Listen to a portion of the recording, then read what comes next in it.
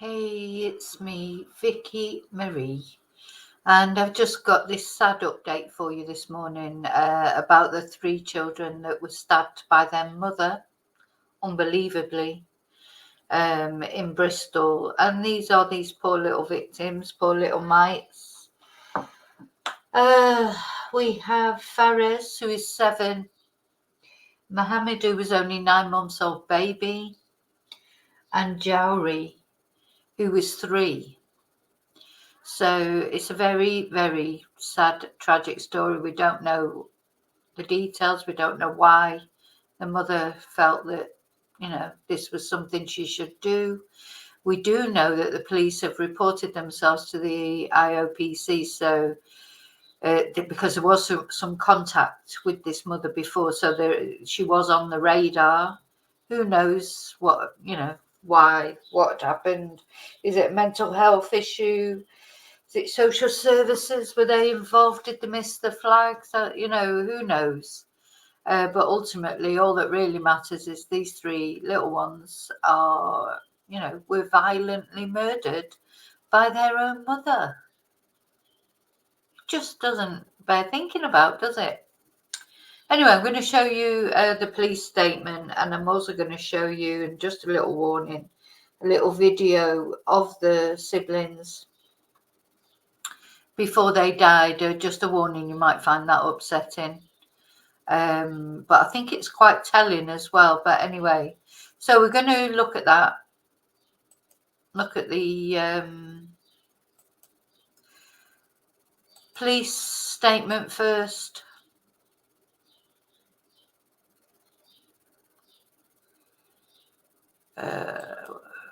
Okay, here we go.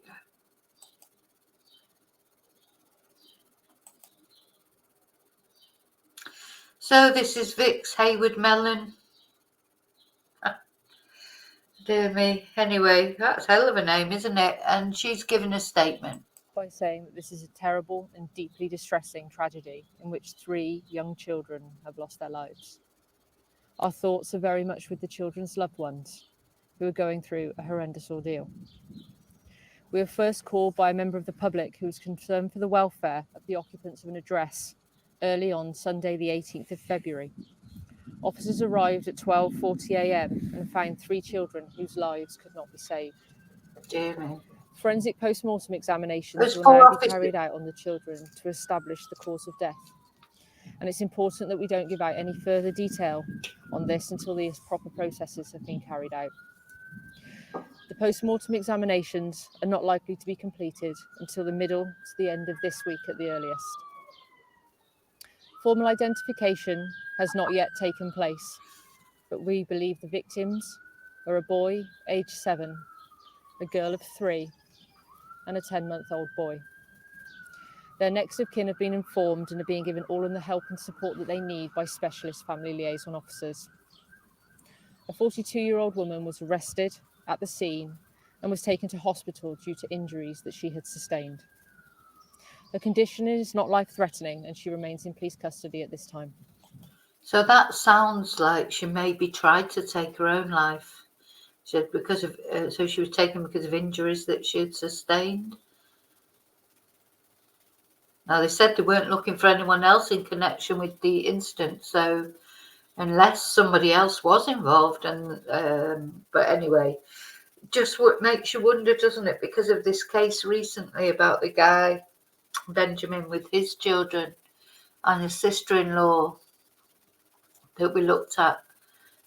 It makes you wonder if people, when they're already a little bit unhinged and they see things like that, and it gives them ideas. Because it sounds like possibly she may have tried to take her own life as well.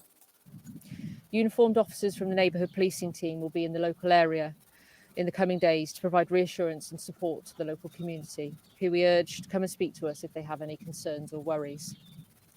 It's important to stress that we are treating this as an isolated incident, and we don't believe there to be any ongoing risk to the wider community.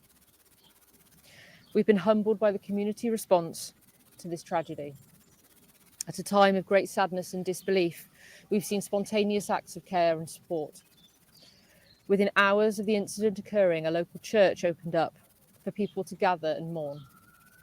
This is what being in a community is all about, and we'd like to thank all of those who continue to offer this important and selfless service.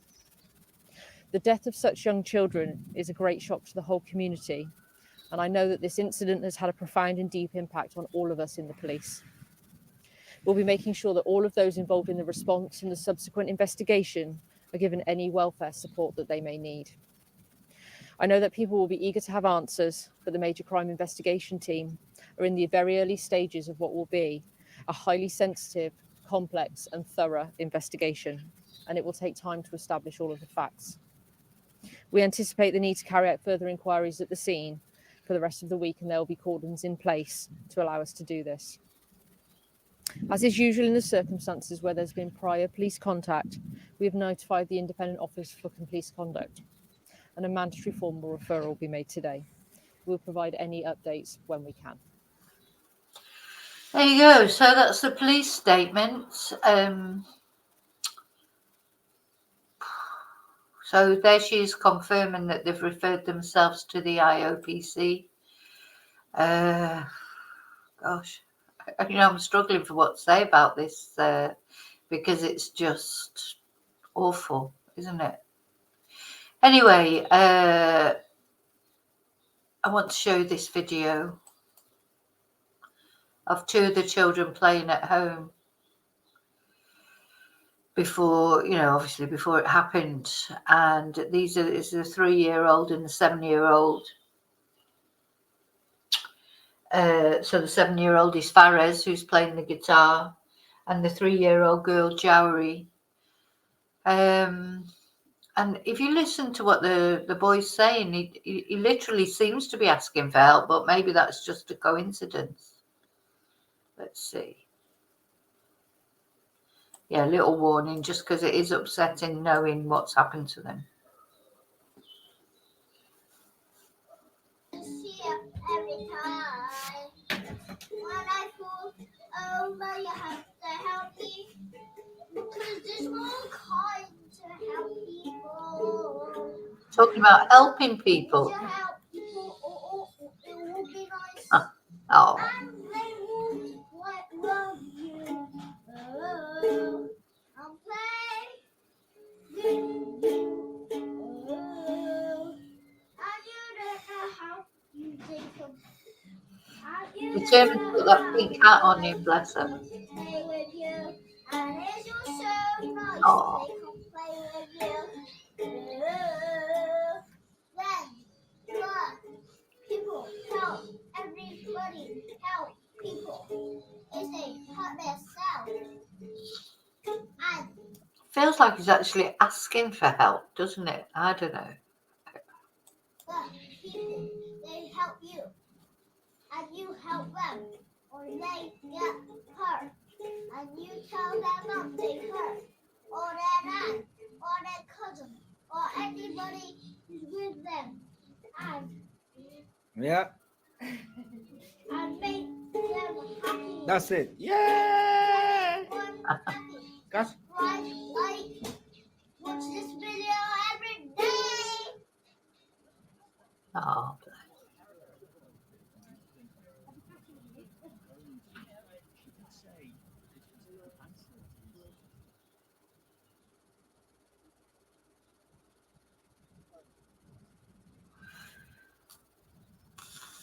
I mean, what do you do with someone like that? This is the mother, 42-year-old woman held.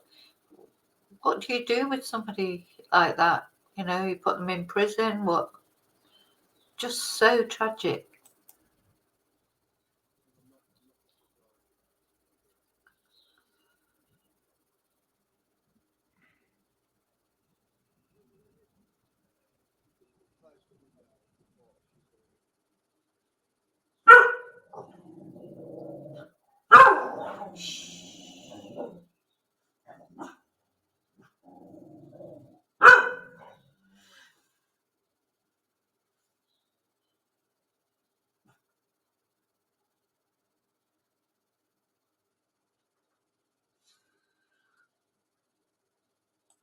I'm always struck by scenes like this. So just all looks so ordinary, doesn't it?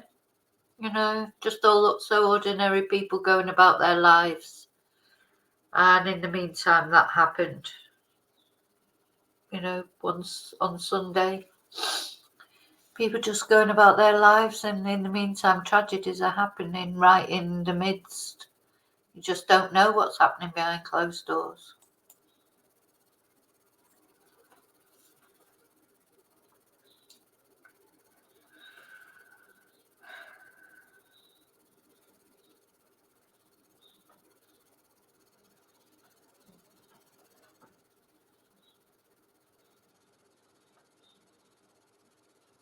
I'd like to start by saying that this is a terrible and deeply distressing tragedy.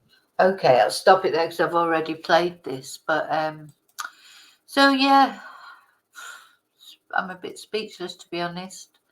And as you know, it takes quite a bit for me to be speechless.